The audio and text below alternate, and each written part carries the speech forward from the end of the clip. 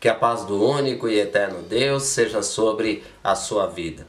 Seja muito bem-vindo ao canal. Aqui falamos principalmente de escatologia bíblica.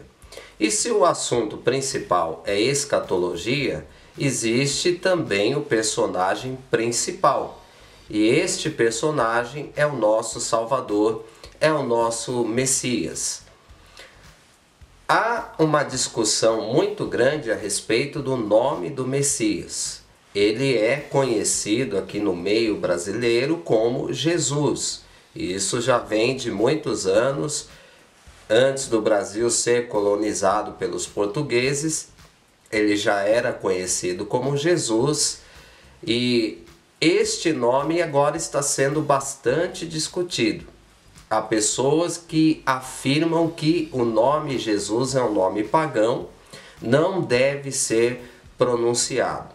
Por outro lado, muitas pessoas, por sua tradição religiosa, jamais aceitarão falar outro nome, mesmo sendo original em hebraico, do que o nome Jesus. Bom, eu não quero causar nenhum tipo de polêmica, inclusive eu não vou entrar na escrita hebraica com profundidade, até porque dá muito trabalho isso. Para fazer num vídeo só ele fica muito comprido. Mas, a grosso modo, eu quero tirar algumas dúvidas, não só pelo nome, mas também na própria aparência e aprender ao longo de uma série de vídeos a sua divindade, a sua missão, porque ele teve uma missão na sua primeira vinda e terá outra. Nós estamos falando de milênio, de arrebatamento, por fim, tudo tem Jesus. Aliás, desde o princípio, Deus não criou nada sem a presença de Jesus. Assim está no livro de João. Vamos aprender um pouco mais profundamente. Já deixa o seu like no vídeo e se você não é inscrito, se inscreva para saber mais sobre a vida de Jesus e todo tipo de assunto escatológico. Bom, vamos explicar a origem do nome Jesus. O nome Jesus é grego.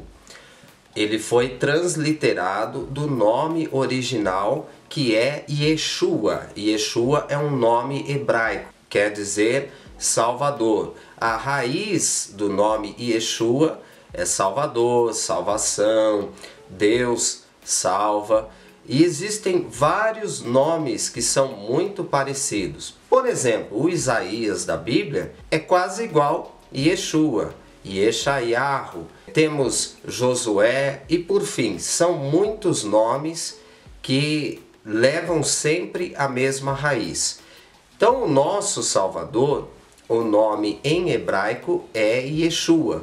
E fazendo uma transliteração para o grego, pegando desde as escritas antigas até chegar no grego, o nome passou a ser Jesus. Nos países de idioma da língua inglesa se fala Jesus, é conforme está escrito. São as letras J, E, S, U e S. Jesus. A discussão é porque se o nome original é Yeshua, estaria errado. E ainda há pessoas que vêm com estudos falando que esse nome é profano ou é nome de cavalo. Mas assim, como eu disse no começo desse vídeo, não dá tempo da gente explicar minuciosamente. Mas pode ficar tranquilo, pode ser falado Jesus. A única coisa é que em hebraico se chama Yeshua. Agora uma nova discussão tem surgido porque há grupos aí que têm falado que não é Yeshua, e sim Yahoshua, ou ainda Yahushua. Inclusive aqui no canal, vários inscritos falam assim, que Deus te abençoe, eles usam o termo que Yahushua te abençoe. E claro que eu não vou ser ignorante, eu não vou brigar com ninguém, pode continuar falando isso sem problema, Mas assim, olha, eu não sou professor de hebraico, mas se você conversar com qualquer professor de hebraico habilitado, eles vão te ensinar, eles vão te explicar. Se você fizer aula, você vai entender que as letras em hebraico também têm regras gramaticais. Então, Iá, se você usar apenas as duas primeiras letras, você pode falar Iá. Mas se usar mais letras, esse Iá transforma-se em Iê ou Iô. Portanto, no começo de uma palavra ou de um nome, você não pode falar Yahu, a não ser no final da palavra, tá? Eu não vou explicar muito para não complicar. No começo de uma frase, de uma palavra, de um nome, não se pode falar Iá, e tão somente no fim. Então, como eu usei o exemplo de Isaías, o nome verdadeiro de Isaías é Yeshayahu. Assim, no final, eu posso falar Yahu. Mateus, Matitiyahu.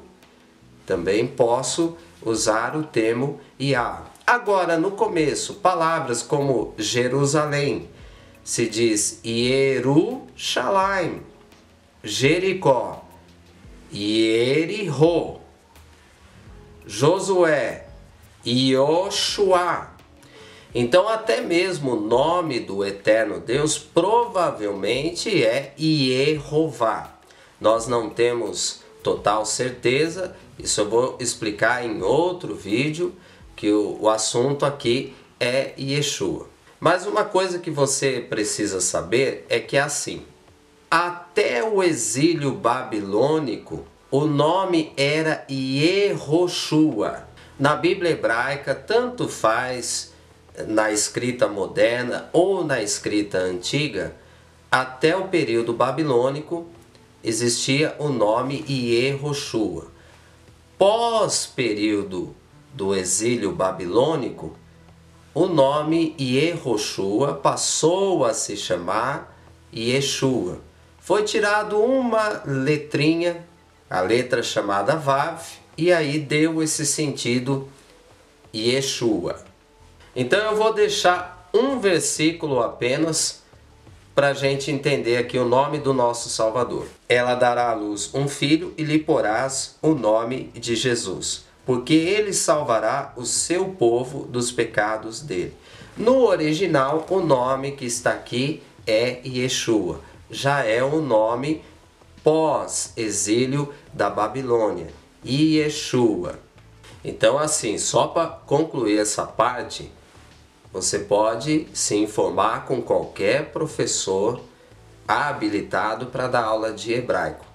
Não existe qualquer documento, não existe qualquer tipo de escrita ou expressão com esses nomes. Iahu, Yahushua, Yahushua, Yaushua, nada disso, ok? O nosso Salvador, o nosso Messias, segundo Mateus 1:21, está exatamente como Yeshua.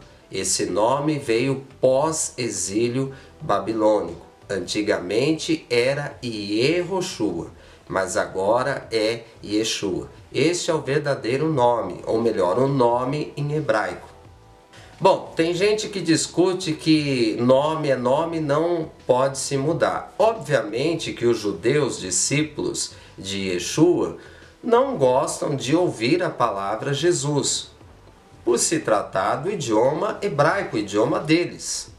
Mas idioma é uma coisa que é muito complexo, a fonética de cada idioma é diferente, então há dificuldades para se falar. Por exemplo, o inglês, as palavras que nós usamos aqui no Brasil, em inglês, o inglês brasileiro é bem diferente daquilo que se fala nos Estados Unidos. É óbvio que há pessoas que têm facilidade com fonética, outras não. Agora eu vou dar um exemplo do meu nome. O meu nome é Marcos. Mas se eu encontro com os cariocas, eles falam Marcos. Eu vou ficar bravo com eles? eles mudam a entonação da letra R e eles colocam uma letra I entre o O e o S, Marcos, mas não tem I, mas eles falam, percebe? Então é assim, tá? Bom, gente, é só um resumo aqui, não vou entrar em muitos detalhes, mas eu digo para você, se você fala Jesus, não tem problema. Normalmente aqui nos vídeos, aqui na internet, ou eu ministrando nas igrejas, eu costumo usar a expressão Jesus. No meu particular, com Deus, toda vez que eu vou orar, eu tenho já o hábito, o costume de falar em nome de Yeshua durante a oração, tá? Pode ficar tranquilo, não precisa entrar nessa discussão. O importante é você saber de quem que você está falando, quem é essa pessoa. Isso é o mais importante. E vamos falar agora um pouco sobre a aparência de Jesus ou de Yeshua. Então, o Jesus que nós aprendemos é um Jesus romanizado. Eu falei sobre a romanização no vídeo anterior. Então, como que ele é? Normalmente ele tem os cabelos longos, mais claros, uns colocam como castanhos, como ruivos, até loiros, mas normalmente repartido no meio, olhos claros, normalmente verdes, mas alguns também colocam azuis, uma aparência bem italiana, bem romana e uma barba bem curta. Ora, o nosso Salvador, ele era judeu. Então, por ser judeu, o cabelo normalmente é curto para rapado até mesmo. Já naquela época, já era comum vários homens usar o cabelo bem rapado, mas poderíamos dizer cabelo curto. Normalmente judeu usa um cabelo curto. Já a sua barba era ao contrário, era uma barba bem longa. Podemos imaginar aquela barba que é bem comprida para baixo. Essa era a aparência de Jesus. E os olhos? Os olhos poderiam ser olhos claros, mas há uma profecia sobre Jesus que Jacó abençoou aos seus filhos. Quando chegou no filho Judá, o quarto filho, ele profetizou sobre Jesus. Não é à toa que Jesus é o leão da tribo de Judá, a raiz de Davi. Veio da bênção que Jacó deu e profetizou sobre Judá. O que ele fala a respeito dos olhos de Jesus? Que os olhos eram cintilantes de vinho.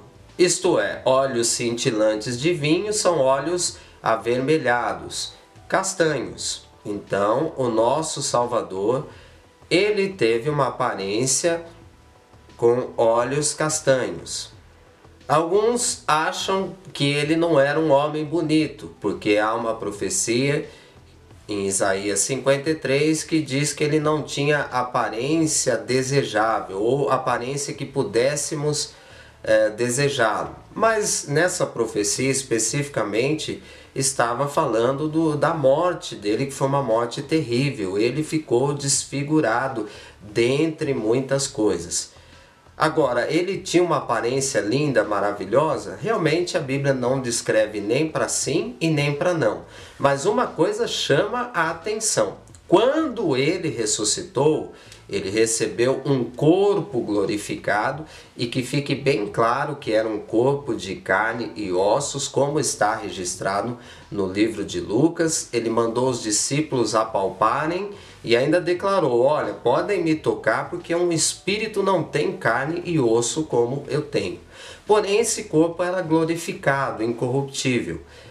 O que chama a atenção é que por várias vezes que ele se apresentou aos discípulos, os discípulos não o reconheceram. Quer dizer, ele estava diferente.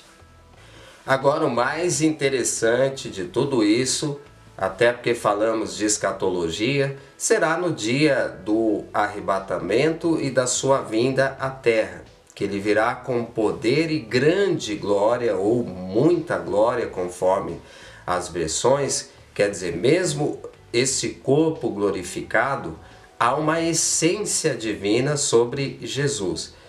E esse poder, essa glória, será tão grande que haverá abalos na terra, tsunamis, o céu vai se enrolar como um pergaminho, as montanhas vão derreter, vai ter chuva de pedras de 25 a 35 quilos. Já imaginou o que é isso?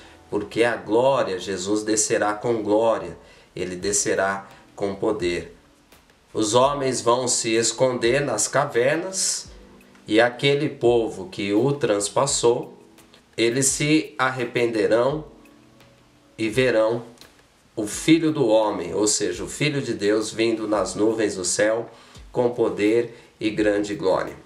Bom, pessoal, tá aqui um primeiro resumo do nosso Salvador. O seu nome pode ser falado Yeshua, pode ser falado Jesus, e se você falar Yahshua, Yahushua, tudo bem, não tem problema nenhum.